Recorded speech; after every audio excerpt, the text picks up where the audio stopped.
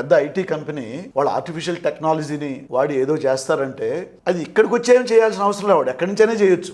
Google head quarters లో silicon వ్యాలీలో ఒక టెక్నాలజీ తయారైతే మరుసటి రోజు అన్ని కంప్యూటర్స్ లో ఉంటుంది. అది వాడు ఇక్కడ తీసుకొచ్చి అమరావతిలో ఏదో ఒక బిల్డింగ్ లో పెట్టేది కాదు, అందరూ పెట్టుకున్నట్టే మేము పెట్టుకుంటాం. క్వాంటమ్ టెక్నాలజీ అనేది ఒక క్వశ్చనబుల్ టెక్నాలజీ. కానీ ఇప్పుడు ఏమైంది, ఏదో ఒక స్లోగన్ ఇచ్చి రోజు ఇంత పెద్ద ప్రకటనలు ఇచ్చి దాని మీద కొన్ని గ్రాఫిక్స్ సర్క్యులేట్ చేసి అమరావతిలో అది జరుగుతుంది ఇది జరుగుతుందని ఈ 3 ఏళ్ళు కాలం గడపాలి, జనాలు మభ్య పెట్టాలి. అయితే క్వాంటమ్ కంప్యూటర్ అనేది ఇంతవరకు రాలేదు వరల్డ్లో. ఎందుకంటే ప్రతి కంపెనీ కూడా ఐబిఎం కానీ ఎన్విడియా ఇవి కానీ గూగుల్ మైక్రోసాఫ్ట్ వాళ్ళు వర్క్ చేస్తుంటారు క్వాంటమ్ టెక్నాలజీ మీద, కానీ వాడు బయట పెట్టాడు. ఎందుకంటే ఇండస్ట్రీలో కాంపిటీషన్ కోసం వాడు ఏదన్నా ఒక రోజు దాని మీద ఒక లెవెల్కి వచ్చినా అంటే డీప్ సీకి వచ్చింది, ఏఐకి పోటీ వాళ్ళు మార్కెట్లో రిలీజ్ చేసే వరకు వాడు బయట పెట్టాడు. ఇవన్నీ డిస్రప్టివ్ టెక్నాలజీస్ అంటారు. అంటే ఒకసారి బయటకు వచ్చిన రోజు దాని ప్రభావం షేక్ అవుతుంది ఆ రంగం అంతా. ఈ క్వాంటమ్ కూడా అంతే.